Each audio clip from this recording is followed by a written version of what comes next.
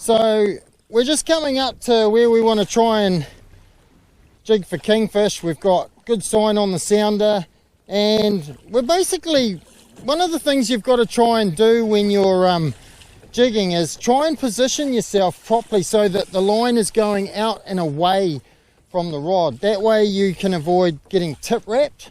So you want to be drifting this way, and you want the line to be out running away from you, and that way everything's sort of sitting nicely. So we've got a bit of wind pushing us this way at the moment, and the current's running, etc. So we're going to turn now, and we're basically going to put ourselves in the position where we're going to be, you know, drifting quite nicely.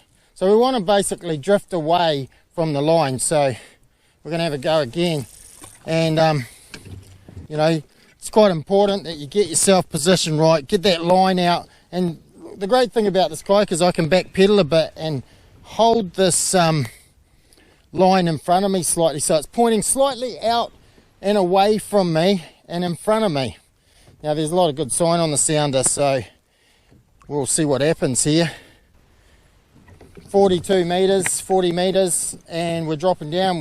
We've got the Zest Spearhead Pink Mac 200 gram jig on, nice and fluttery, great in the shallower water, and we're on the bottom. So one of the things to do, a lot of people when they try to jig, start off with the handle at the top of the reel. Now concentrate more on your lifts rather than the speed of it. You know, a lot of people try to go fast. It's more about big lifts and winds on the way down. So lift and drop, lift and drop, lift and drop, lift and drop, lift and drop, lift and drop. So we're trying to create that nice erratic action. Keep your rod pointed forward too. You know, if you're running real drags, I've seen a lot of people jigging out the side of the kayak like this. That's definitely a no-no. You know, it's all good if you're running a really, really light drag, but if you're running a proper drag setting, then you're going to get pulled out of the kayak. Always try to jig with your rod pointing as far forward as you can. You know, you get a real good whack from a kingy and you've got your rod out the side like this, you're asking for trouble. It's a disaster. Running a proper drag and you'll be pulled out. No doubt about it. So, you know, try to jig facing forward. In terms of how much drag you can run, 7 kilos is pretty much around what you'll get away with on the kayak. Lever drag reel's the best option because you can back the drag off really quick if you need to. See, now what's happened is my line is pointing out the side, but notice how I'm keeping the rod still pointing forward on the jig. Keep up with it, you know, don't try to be the speed jigger. Oh, and I got a hit then, yes, I'm on. Oh boy, I'm hooked up. This is a good fish too. Woo! She's really, I'm trying to thumb the spool to stop it from diving because it's heading for the bottom and there's a lot of foul ground. So one thing you've got to do with these kingies is you've really got to, you know, work them off the bottom as much as you can. Don't give them nothing. Great thing about this kayak is I can, oh, she's a good fish. Definitely got some power to it. Oh, yeah, nice.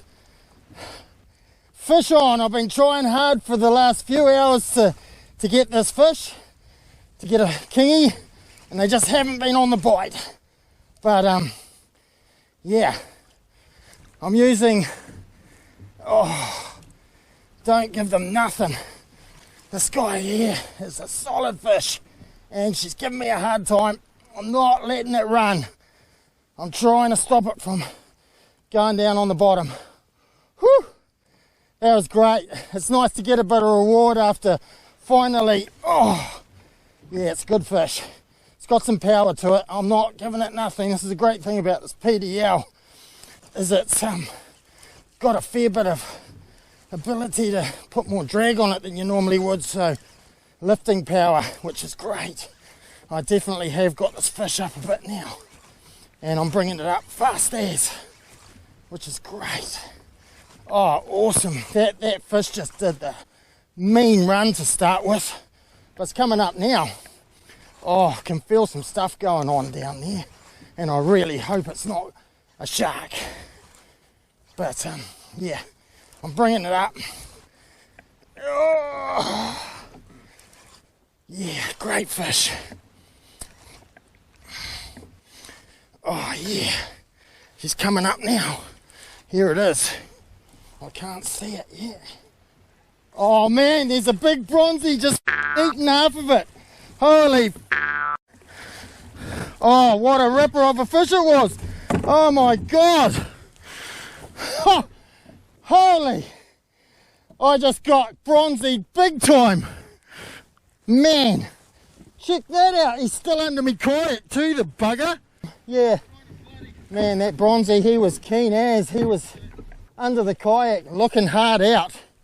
What a shame. I thought it was getting bronzied. I had that fish. I was really trying hard to get him up. I had the thumb on the spool. He was a good fish. And man, I'm having some experiences with bronzies at the moment, I tell you. This isn't the first time. That was a good kingfish. It would have easily gone 20 kilos. Bugger. So you can see it there. I'm just going to turn around into the sun and you can have a look. But what a shame. I mean, when there's a bronzy around like that, time to move. You know, you'll just hook up on another fish and he'll just come in and eat it. So, but yeah, look at that. Look at that for a kingfish. That was a great fish. And I lost quite a bit of it. You can see the size of those teeth marks that bronzy got. But yeah, great fish. And that was on that zest spearhead. Now these are a different kind of jig. This is a 200 grammer and really fluttery jig. You know, these are great. Something very different to what we normally fish. More long, slender jigs. These are quite fluttery. Great for kayak, especially, you know, I'm only fishing 40 meters of water out here. And yeah, basically this here is in the water column a lot more. So these are, yeah, excellent for fishing the shallow water, the zest spearhead. So what I used to capture that last fish was this Jigstar Ninja rod. This is a Jigstar L rod, and I've got a little Maxwell Transformer 30 reel on it. Now you saw what I was doing with that kingfish. It was really trying hard to get to the bottom, and I basically put my thumb on the spool quite a bit. I've got 50-pound braid on this set and 80-pound leader, and that's fairly strong, you know. Like with this kayak that I'm using, it gave me the ability to put a bit more hurt on the fish, and I basically thumbed the spool and stopped it from reaching the bottom because there's quite a bit of foul ground down there. So yeah, great fish. Shame it wasn't entire, but I still got, you know, a good chunk of it which I'm gonna enjoy eating. Want more information, how-tos and articles on fishing, kayaking and more? Then head on over to the NZ Kayak Fishing Patreon channel and sign up for exclusive content only available through this channel. Oh, what a ripper of a fish it was!